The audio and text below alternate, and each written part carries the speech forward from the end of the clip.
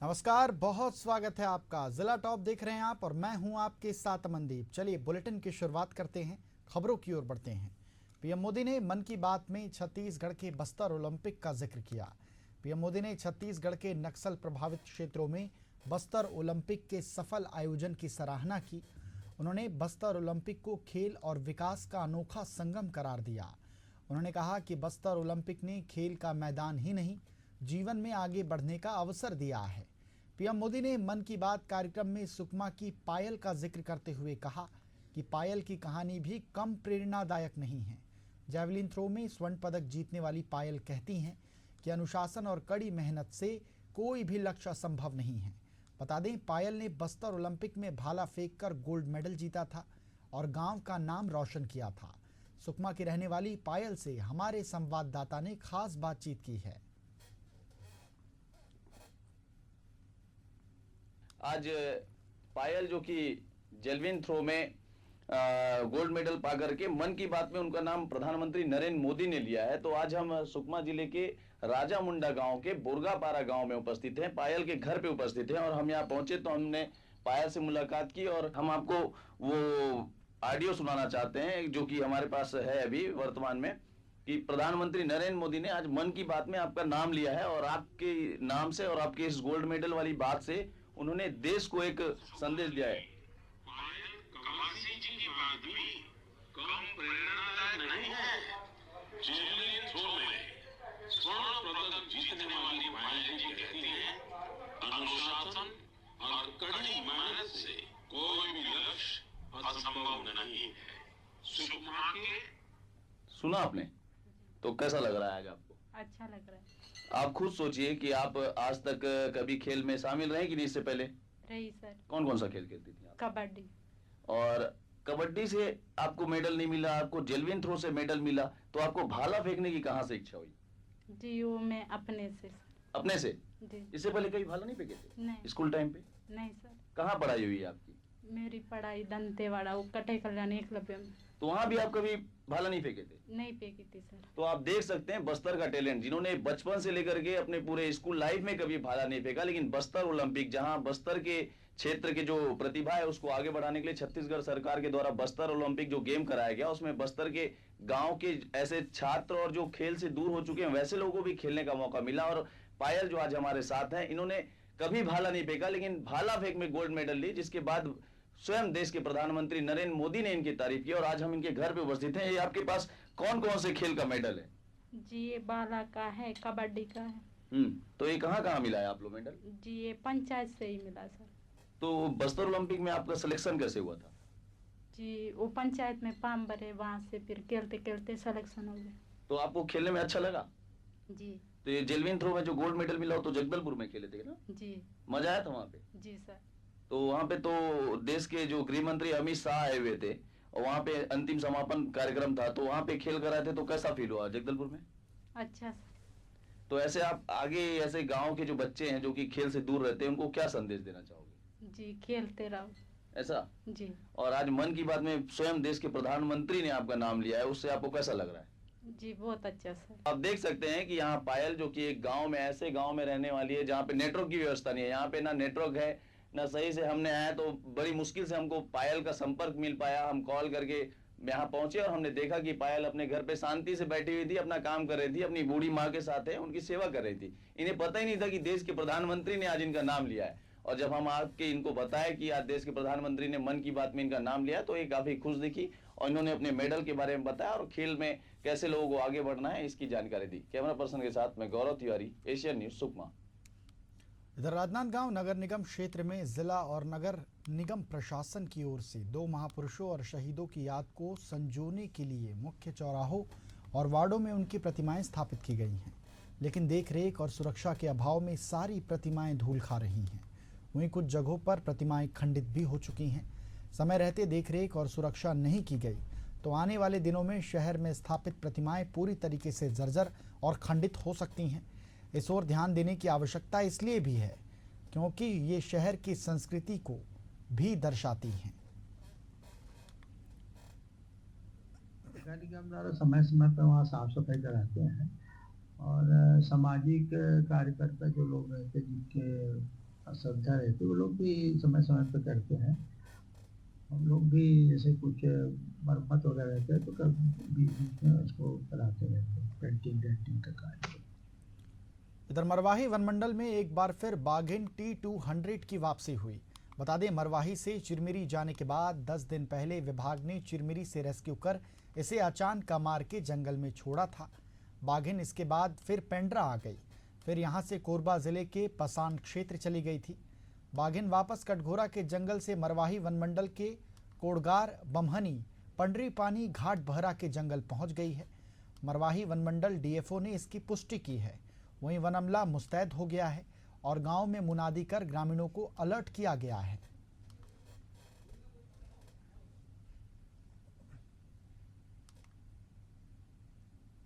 अभी तो वर्तमान में उमरखोई बीट के कंपार्टमेंट नंबर अब बता नहीं पाऊंगा, क्योंकि यहाँ अपन जैसे खड़े हैं मौके पर ही हैं, यहाँ से कुछ दूरी पर ही टाइगर है। और जैसा कि उसका हैबिट होता है, दिन में वो आराम करता है और शाम को चलता है। तो आज सुबह से यहीं आकर के आराम कर रहा है और हम उसके वॉच आउट कर रहे हैं कहाँ जाता क्या जाता। तो जैसा कि अभी हमने ऑब्ज़र्व किया, ये टाइगर अचानक मार से मूवमेंट किया था, वहाँ से होते हुए कटघोरा होते हुए फिर उसी ट्रैक से वापस आ रहा है। कल जैसे रात में भी जहाँ था वो पूर्व में भी वहाँ रुका था, जब जा रहा था कटघोरा टीजन की ओर, पुनः वो उसी रूट को फॉलो कर रहा है। अभी वर्तमान में उमरखोई बीट के खोडरी रेंज के इस कंपार्टमेंट में है। कंपार्टमेंट में क्योंकि उसको सूचना देना उचित नहीं होता है ना। बाकी यहाँ अभी सभी स्टाफ और यहाँ के बीट गार्ड, रेंजर साहब सभी वॉच आउट कर रहे हैं। इधर बिलासपुर जिले में जमीन का खेल एक अरसे से जारी है। इस बीच तालाब को पाटकर खेत में तब्दील कर देने का मामला सामने आया। इस संबंध में जब अनुविभागीय अधिकारी ने अनावेदक व्यास नारायण और सुरेंद्र पांडे से पूछताछ की तो मामले का खुलासा हुआ, जिसके बाद प्रशासन ने दोनों पर 25,000 रुपए का जुर्माना भी लगाया है। साथ ही तालाब को मूल स्वरूप में लाने का आदेश भी जारी किया है।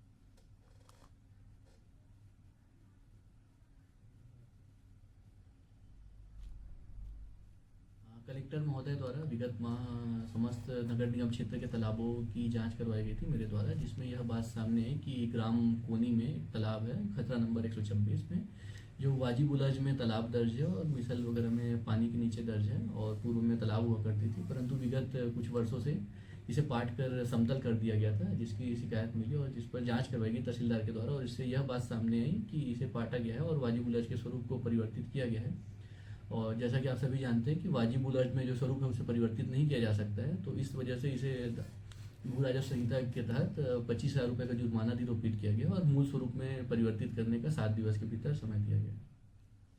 इधर बिलासपुर में लाल खदान चौक के पास एक दर्दनाक सड़क दुर्घटना हो गई, जहां स्कूटी सवार दंपति हाईवा की चपेट में आ गए, जिससे महिला की मौत हो गई। दरअसल स्कूटी सवार दंपति रायपुर जाने के लिए निकले थे, तभी लाल खदान चौक के पास सुबह करीब 8 बजे उनकी विपरीत दिशा से एक हाईवा तेज रफ्तार से उनकी ओर आ रही थी, जिसे देख बाबूलाल ने स्कूटी को रोकने के लिए ब्रेक मारा, जिससे स्कूटी के साथ दंपति गिर गए। वहीं पीछे बैठी बिसाहिन बाई हाईवा की चपेट में आ गई, जिससे उसकी मौके पर ही मौत हो गई। इसके बाद घटना से आक्रोशित लोगों ने चक्का जाम कर दिया और आरोपी पर कार्रवाई की मांग की। वहीं पुलिस हाईवा चालक के खिलाफ मामला दर्ज कर आगे की कार्रवाई में जुट गई है। हादसे में महिला की मौत हो गई है। इसकी तस्वीरें भी आपको दिखा रहे हैं। देखिए किस प्रकार ये हादसा हुआ है, कितना खौफनाक ये मंजर है। और ये देखिए किस प्रकार हाईवे की चपेट में महिला आती है, मौके पर ही उसकी मौत हो जाती है।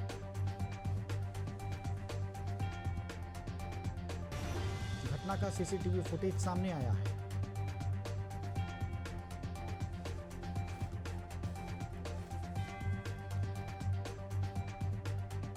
मध्य प्रदेश के शाजापुर के ग्रामीण अंचलों में हिरणों के कारण किसान लंबे समय से परेशान हैं। वन विभाग और शासन ने अब तक इस समस्या के निदान के लिए कोई ठोस योजना नहीं बनाई है। हिरणों को पकड़ने के लिए योजनाओं पर चर्चाएं भी नहीं हुई। इसी कारण आज भी खेतों में हिरणों के झुंड दौड़ लगाकर किसानों की फसलों को नुकसान पहुंचा रहे हैं।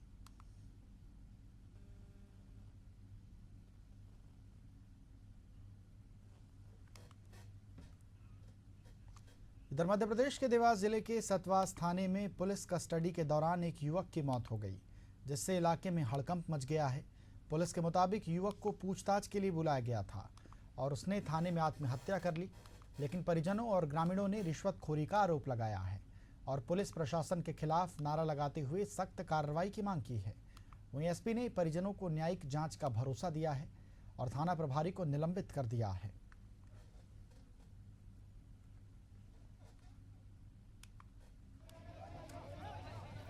जो जानकारी हमें दी गई हम उससे असंतुष्ट है। हम किसी प्रकार से संतुष्ट नहीं है। जो जानकारी हमें दी गई है उसमें ये स्पष्ट दिखाई दे रहा है कि हमारे भाई का थाने के अंदर हत्या की गई है, जिसको आत्महत्या का रूप पुलिस प्रशासन अपनी विचारों से, अपने भीतर भेदघात से उसको व्यक्त करना चाह रही है, उसको रूप देना चाह रही है और ये बहुजन समाज कतई बर्दाश्त नहीं करेगा। इधर बाराबंकी में लखनऊ बहराइच हाईवे पर एक बुजुर्ग को बस ने टक्कर मार दी, जहां मौके पर ही उसकी मौत हो गई। वहीं घटनास्थल पर पहुंचकर पुलिस ने शव को कब्जे में लेकर पोस्टमार्टम के लिए भिजवा दिया है। हादसे के बाद से बस चालक मौके से फरार है, जिसकी तलाश में पुलिस जुटी हुई है।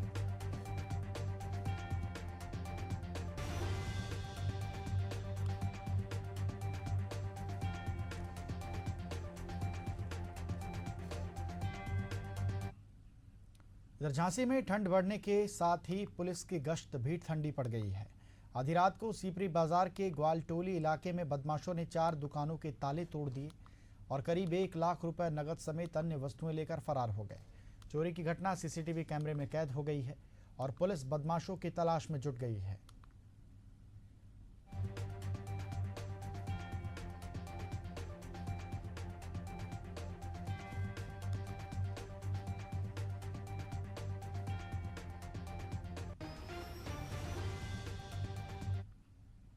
इधर जमशेदपुर पुलिस ने बाइक चोर गिरोह का खुलासा करते हुए 7 आरोपियों को गिरफ्तार किया है। पुलिस ने आरोपियों की निशानदेही पर चोरी की 5 बाइक और उनके पार्ट्स बरामद किए हैं। इस संबंध में जानकारी देते हुए सिटी एसपी कुमार शिवाशीष ने बताया कि मुखबिर की सूचना पर इस पूरी कार्रवाई को अंजाम दिया गया है।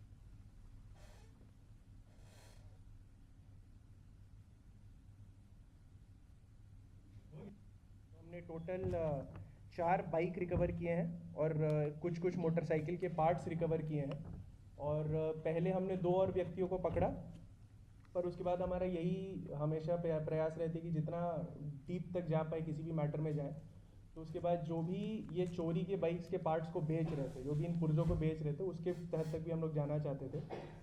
तो उसमें 2 व्यक्ति मोहम्मद शहबाज जो कि कपाली के रहने वाले हैं और अब्दुल कलाम मलिक ये भी कपाली के रहने वाले हैं। ये दोनों चोरी के पुर्जे को बेचते थे और उनके डीलर थे, उनको निकालते थे और उसको डील करते थे।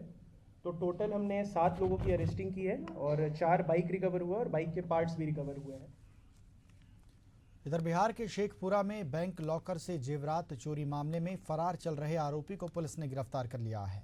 पुलिस ने ग्रेटर नोएडा के सेक्टर 63 गौतम बुद्ध नगर इलाके से आरोपी को पकड़ा है। थानाध्यक्ष और नोएडा पुलिस के सहयोग से यह कार्रवाई की गई है।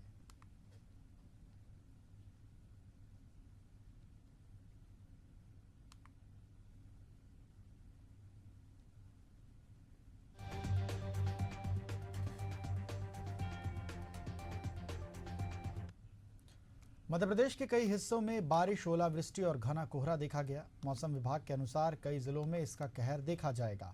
जबलपुर, रीवा समेत 26 जिलों में बारिश, ओलावृष्टि का अलर्ट जारी किया गया है।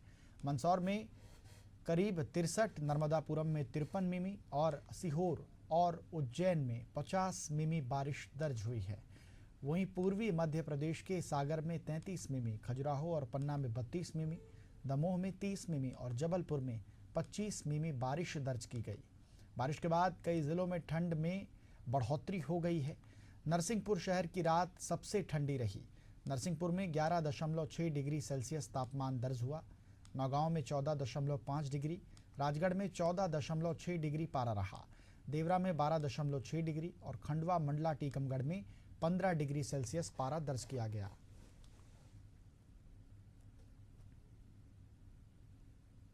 पूर्वी मध्य प्रदेश की बात करेंगे तो पूर्वी मध्य प्रदेश में मिनिमम सबसे कम नरसिंहपुर में 10.2 दर्ज किया गया है। उसके अलावा शैलो फॉग ग्वालियर में विजिबिलिटी 600 मीटर, भोपाल में 800 मीटर, इंदौर में 700 मीटर के आसपास रही और कई जगह पे बारिश भी हुई, जैसे रायसेन में बाड़ी में 59 ली और ओले वगैरह भी पड़े हैं। विदिशा, रायसेन, खंडवा, भोपाल इस जगह पड़े हैं। और अगली 24 घंटे की बात करें तो वो जो वेदर सिस्टम पास हो गया है उसकी वजह से अब आगे बारिश की चांसेस तो नहीं है।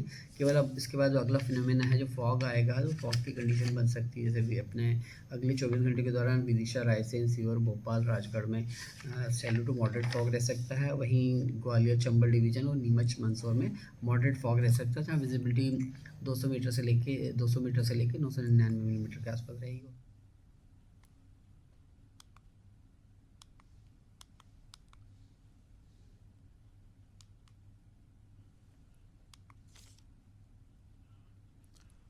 इधर रायपुर में द ग्रेट इंडिया सैनिक स्कूल में वार्षिक समारोह और पुरस्कार वितरण समारोह का आयोजन हुआ, जिसमें स्कूल ने अपने गौरवशाली यात्रा और शैक्षणिक उत्कृष्टता का जश्न मनाया। कार्यक्रम में परमवीर चक्र विजेता, टाइगर ऑफ टाइगर हिल के नाम से फेमस कैप्टन योगेंद्र सिंह यादव ने शिरकत की। इस दौरान स्कूल प्रबंधन ने उनकी वीरता और देशभक्ति को याद करते हुए उन्हें सम्मानित किया। कार्यक्रम के दौरान उन्होंने कारगिल युद्ध के संघर्ष को अपनी मोटिवेशनल टॉक के साथ बच्चों को बताया और बच्चों का हौसला भी बढ़ाया। कार्यक्रम में संस्था के संस्थापक आचार्य Surendra Pratap Singh, principal Rashim Bode, chief administrator colonel Ravindra Kumar Verma ने बच्चों को संबोधित किया। कार्यक्रम की शुरुआत देशभक्ति गीतों और रंगारंग सांस्कृतिक प्रस्तुतियों से हुई। छात्रों ने नृत्य, नाटक और अन्य कलात्मक प्रस्तुतियों के माध्यम से दर्शकों का मन मोह लिया। इसके बाद विभिन्न श्रेणियों में उत्कृष्ट प्रदर्शन करने वाले छात्रों को पुरस्कार प्रदान किए गए। कार्यक्रम में मोहन मरकाम और किरणमयी नायक ने भी शिरकत की।